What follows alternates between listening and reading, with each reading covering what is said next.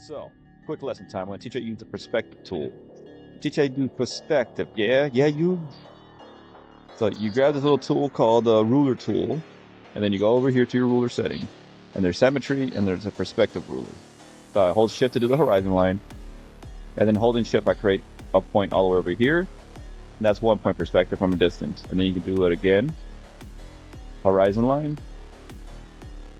And then that. I like to do it a distance because if you do it too close, things look kind of wonky. But now you can just draw. So no matter, you can go that way, you can go this way, do a 2 point. Quickly draw anything in perspective.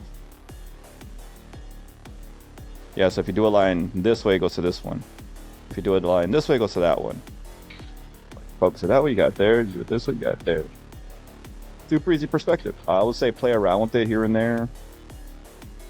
Kind of get used to it, but that's a trick. If you want 2 point perspective, you gotta do it that way with the shift tool.